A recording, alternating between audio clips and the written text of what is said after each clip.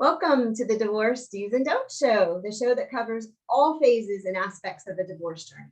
We want to help you pre-plan, not plot, this journey and guide you through the process itself and help you get wherever you choose to go next.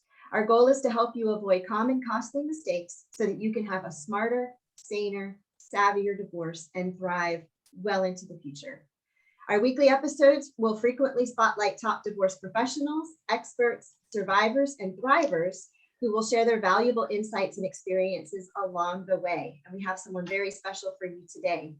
So now let's meet our host, Lisa Decker. Lisa, tell us more about you. Who are you and how are you going to help us today?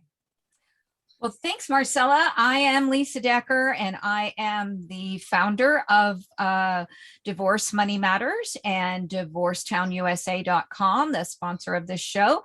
And I, in my work at Divorce Money Matters, help people as a certified divorce financial analyst, also known as a CDFA. And if you've never heard of that before, you're not alone. We are the best kept secret in the business, but we help people with the financial planning of their divorce. I am also the author of How to Divorce Your Spouse, Not Your Money, because that's another one of our goals here. And the creator and founder of the Divorce Help and Hope support group, and other events like this show. So it is my great pleasure to have you here today. We hope to inform, educate, and maybe even entertain you a bit. We don't like to be talking heads. We want to make this an enjoyable time that you can come back to again and again and learn about the things that can affect you now and into the future. So thank you for joining us today. And I'm going to pass this back to Marcella so she can share a little bit with you about herself. Well, I'm not going to give you all the boring details. I have been working with Lisa since 2015. And before that, I was a paralegal for 10 years at a successful law firm in Florida, family law exclusively. I'm an avid reader, self-taught knitter, and I love hockey and the real football, soccer.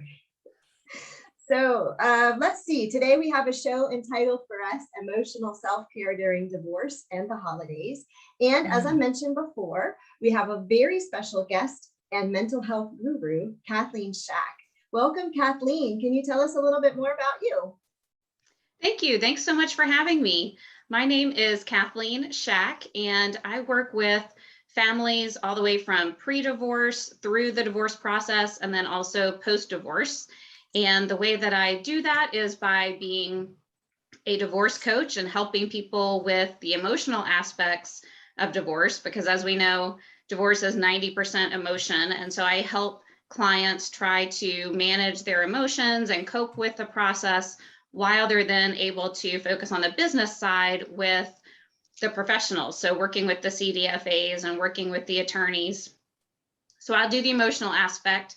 I also do mediation coaching. So I help clients get ready for mediation and really understand where their lines in the sand need to be in terms of what they need for their family. And then I'm also a divorce mediator. So I do divorce mediations as well. And the other work that I do is I'm a certified discernment counselor. So I also meet with clients pre-divorce to see if they can gain clarity and confidence about how their relationship has gotten to the point that divorce is on the table. And then also to figure out, do they want to do the divorce process or do they want to try to do couples counseling? And then in the couples counseling work that I do, I'm a certified Gottman therapist. And so that's purely looking at couples counseling and helping couples to try to save their relationship and try to build a healthy relationship so that divorce isn't even an option and not even on the table. Wow. Thank you so much for that, Kathleen. You cover all the bases covered, which is why we said guru. That's right. And I've known Kathleen for as long as I've been doing this work, almost 14 years. And she is amazing, folks. You are in for a treat today. You're going to get a lot of great information. So Kathleen, we're going to let you take it from here. Tell us some of the things that you are going to share with our audience today. Okay.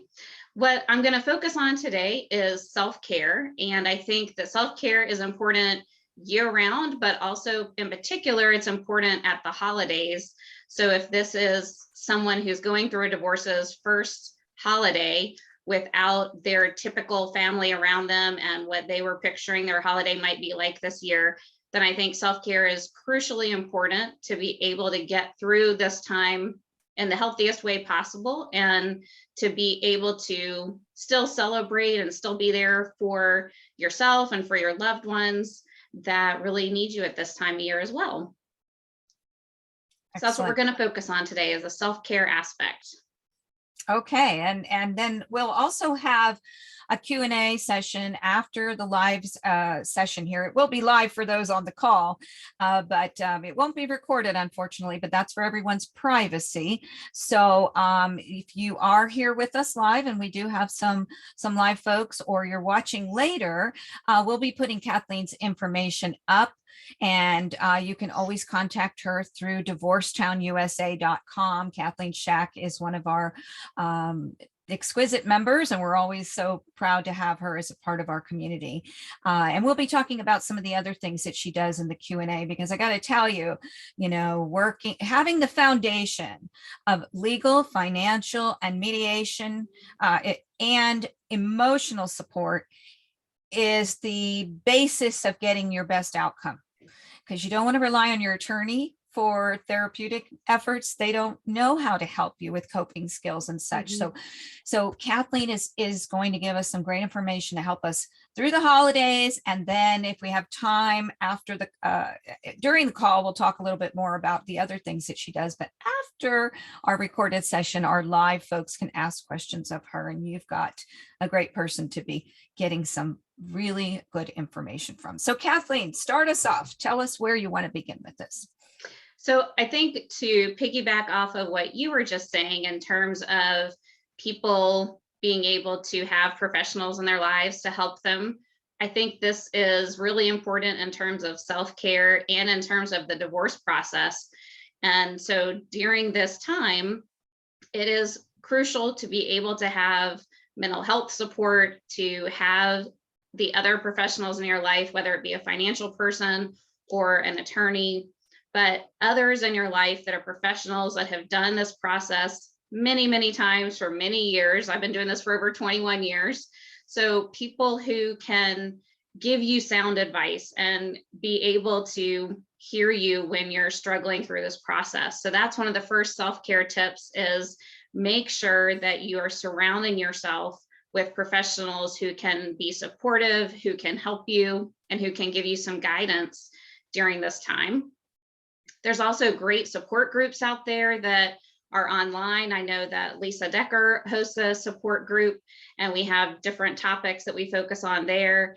And there's other online support groups that you can find. A lot of churches have support groups that you don't have to be members of that church to be able to join their support groups. So really be looking around for ways that you can get support, and you can sort of lean on some people right now, because this is particularly an important time of year to have people to lean on and to have people to spend time with that maybe know what you're going through and have been through this process before. Mm-hmm. So that's one of the first things. I think it's also important to try to get in touch with your feelings. So that might mean counseling for you, that might mean a support group, but that also might look like meditating. So if you're able to meditate and harness your mind that way, that can be really healthy.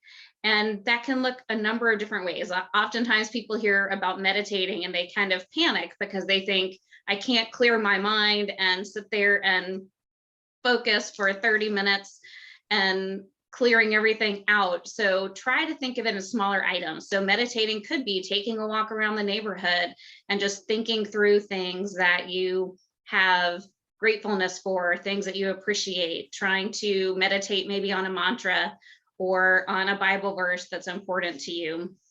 Sometimes that can look like praying. And so whatever speaks to you in terms of doing a devotional or whatever you would define as meditating, I think that's important. Taking some quiet time for yourself to be able to really focus on what's important to you that day, what your goals are for the day, and keep those goals manageable. And then things like journaling are really healthy. So if you're able to vent and get your thoughts out and just pour a lot of those emotions down on paper, that can help then in your next counseling session. You can review that with your counselor, or it can also just help you be able to dump all of that out. So then you can focus on the things that you're grateful for that day, or focus on some of the goals that you have for that day. If I can jump in just a second, Kathleen. Sure. I love the idea of journaling, because when coming from a family law background, you don't want to be sharing all of that angst and anger and feelings with your attorney, first of all, because it'll cost you a fortune, or second of all, with your soon-to-be ex. So journaling is a great way to get all of that out without sending it anywhere that might come back and haunt you. Right. Yeah. It's much better to put it in a journal that you lock away somewhere than to send your soon-to-be ex an email that is just giving them ammunition for things that they could use against you in court. So you want to have some private space where you know you can just be yourself, pour everything out, and try to work on healing. And I would like to just say a point to that as well. I've heard attorneys talk about making sure that it is kept somewhere private and cannot be accessed by others, because sometimes they can be subpoenaed or Right. asked for in discovery. And you don't want those most personal thoughts and things that you thought were going to be private out there for your your soon-to-be ex's attorney or the judge or anyone else. So if you're going to journal, please do. It's a great way to get those thoughts down on paper and clear your mind, as we've said here. But you want to make sure that it is kept very confidential. We don't want anything getting out that could harm you. I also want to add another point to what Kathleen said about, talking to others. This is not a time to vent to your family and friends, on and on and on. They love you, they may mean well, but they may not give you the best advice, because they're seeing things from your side. They're hurting too. And you got to be careful that you're not getting bad advice. Professionals are objective, and they're going to give you the best advice that they can for your situation. And it's not, going to be about plotting. Again, it's about planning the best way to untie your marriage knots and move on in the future.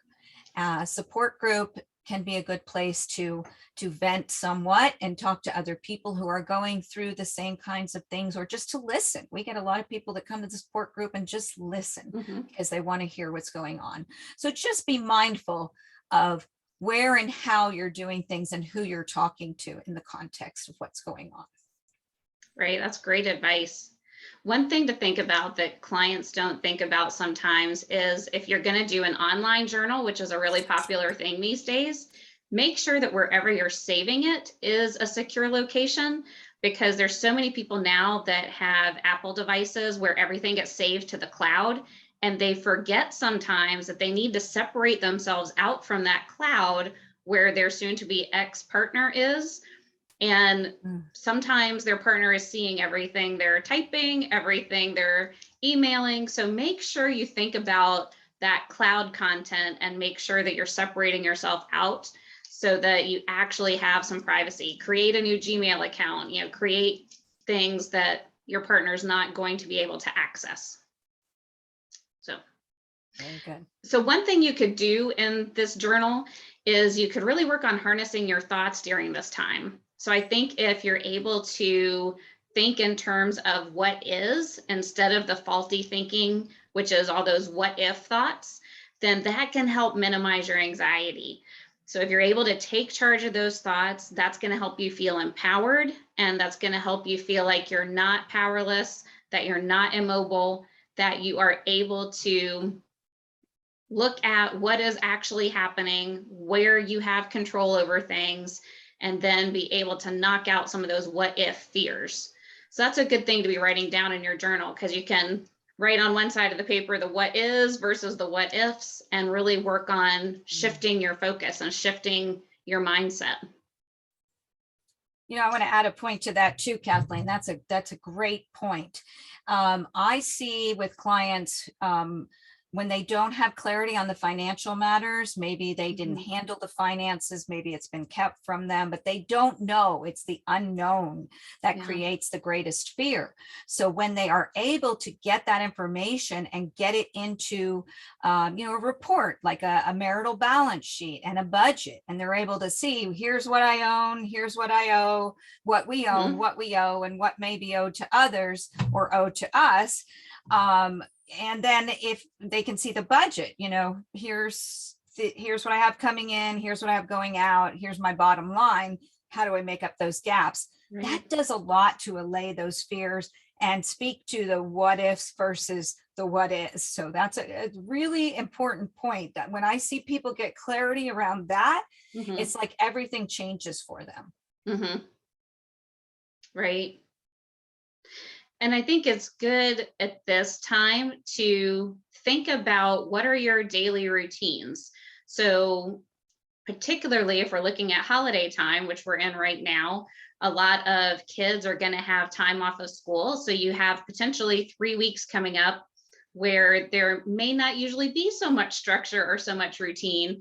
And if you're going through a divorce, you're feeling chaotic in your mind already anyway. And so I think establishing some kind of daily routine for yourself and for the kids and trying to maintain some structure amidst this crisis time is going to be important to help you get through the holidays and also be able to give you some time for self-care. So you got to schedule in your self-care and make it happen. And then that also gives you some time to set aside to spend time on your own and decompress and make sure the kids are staying busy. So finding them some little winter camp if you can, or finding fun holiday things to do that are traditional for you, that are going to help you feel like family and help you feel comfort right now. Because particularly during this time, you may not be feeling that comfort or may not be feeling some of that joy that everyone else around you seems to be feeling. So try to set up a routine and try to establish some of those traditions. There might be new traditions this year, or might be some of those old traditional ones that you had in your family growing up, that's going to help you feel loved and comforted and help your kids feel like you're trying to make this kind of as normal as possible, even though this might be their first holiday in a completely different situation. I have a question for you about that too, Kathleen. When you Yeah. talk about scheduling self-care during this, what is always a chaotic time, it Mhm. seems. It's true too that when someone's going through a divorce, especially if they're starting with a new parenting plan, they may not have the kids as often during the holidays Right. as they're used to. So would you suggest maybe scheduling some of that self-care?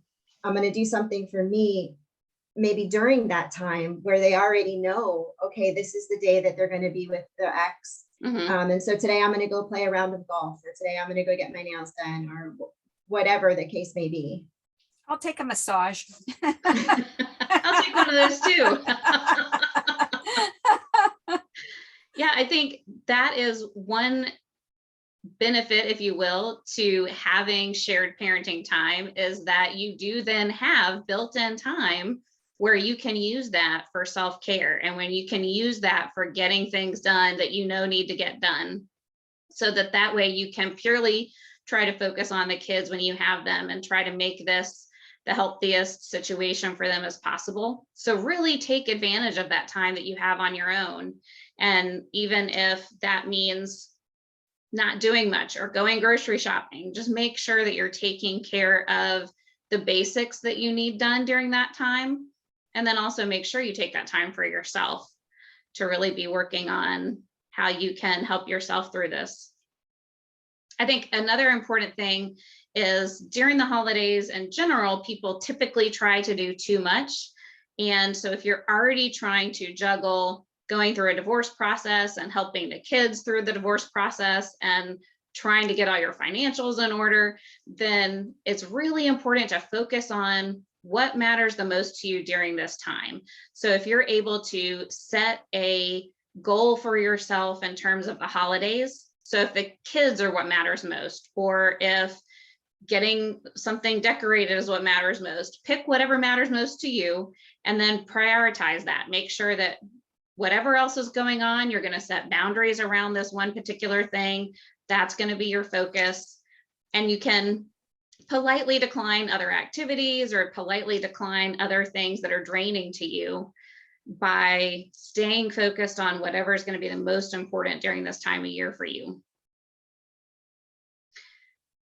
Great. The other piece that's really important is to give yourself a break from social media, which I know is difficult to do for most people these days, especially maybe during the holidays when you're wanting to see other people's decorations.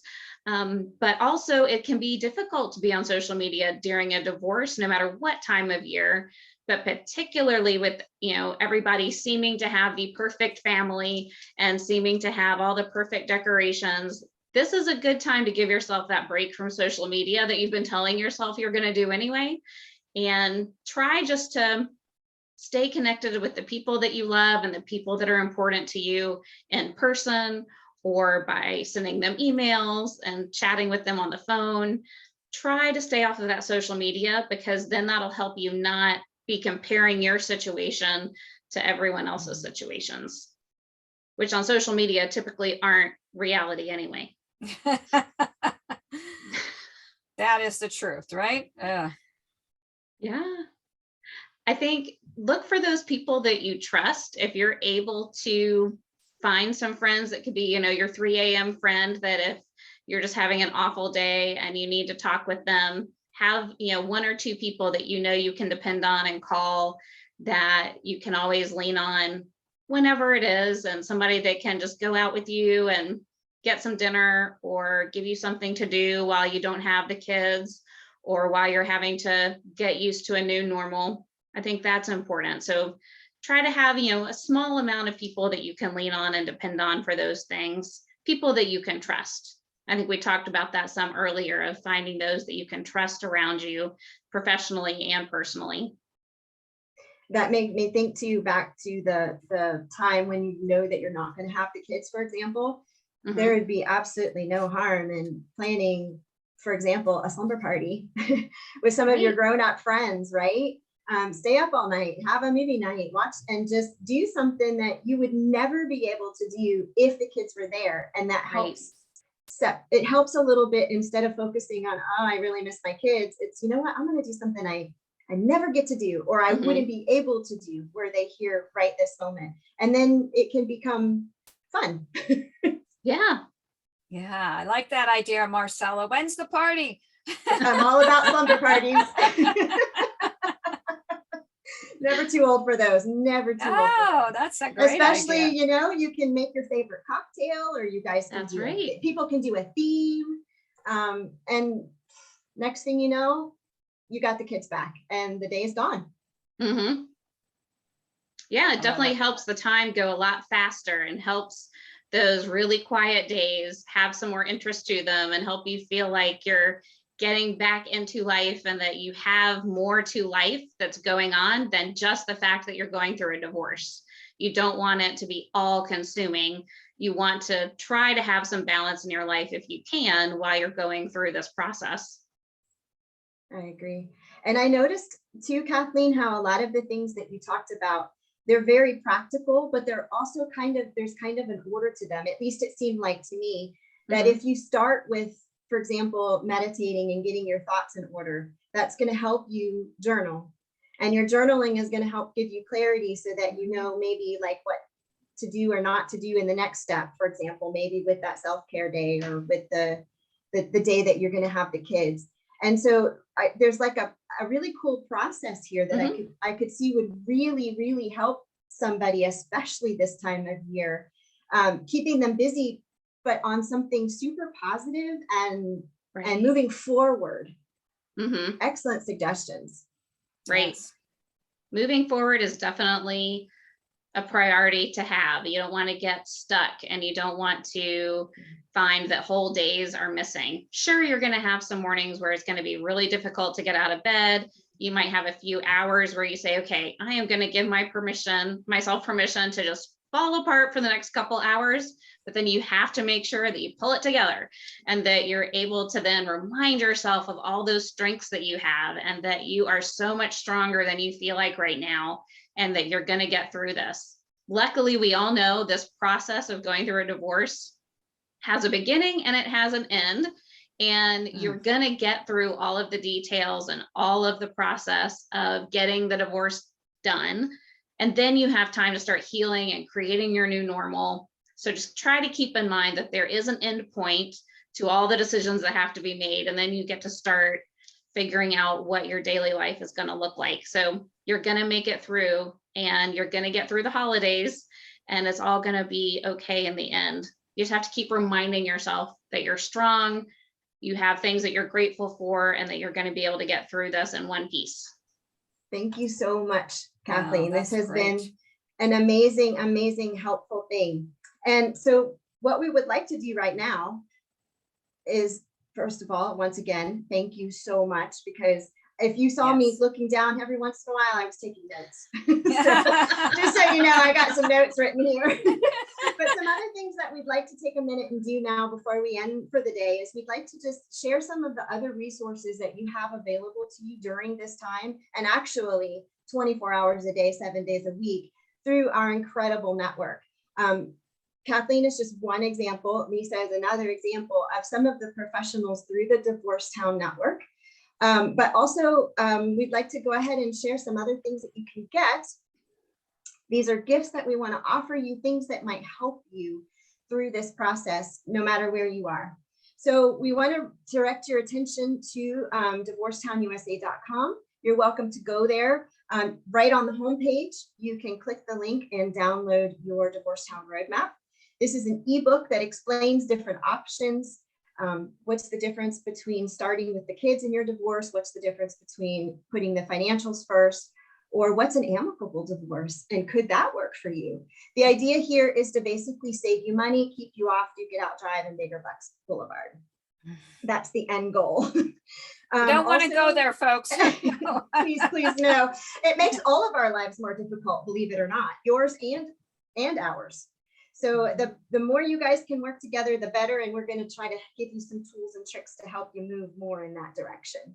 As mentioned a couple of times already, you can also go to Divorce Town USA and get access to the support group, which meets virtually through Meetup.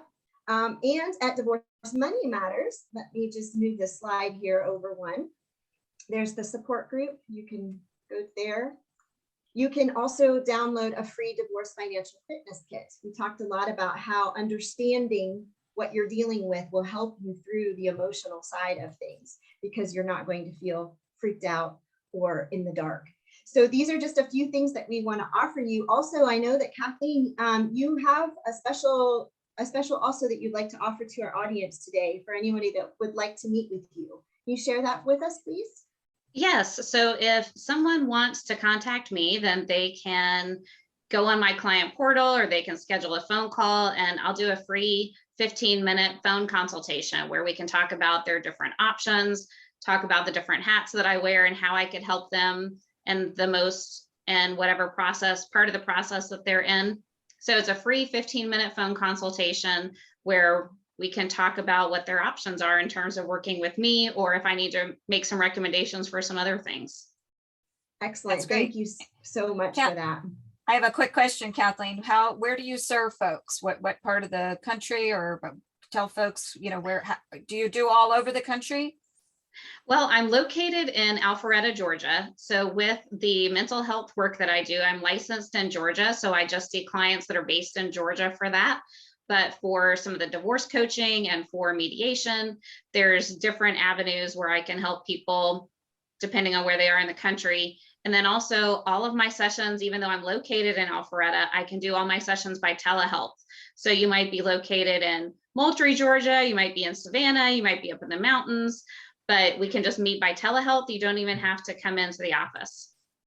That's great. So make sure that you reach out to Kathleen Shack. She is a great resource, and we're happy to have you here. And stick around with us, folks. We're going to be here for a live half hour of Q&A next. And we will look forward to seeing you next week. And Marcella, quickly tell us what's on tap for next week. Next week, we have another Kathleen, special guest Kathleen Renee, who is a certified life coach, and she's going to talk to us about doing divorce right during the holidays. She actually is going to share her own personal experience, what worked, what didn't so much, and how she absolutely loves the holidays now, even though she's divorced. So as always, we want to thank you guys so much for joining us. Thank you so much, Lisa. You're the best host ever. Thank you so much, Kathleen, for the invaluable information you presented. We look forward to seeing you all next week. Same time, same place, new topic, because we are committed to helping America and the world divorce better, one family at a time. Thank you so much for joining today. Thank Bye. you. Bye.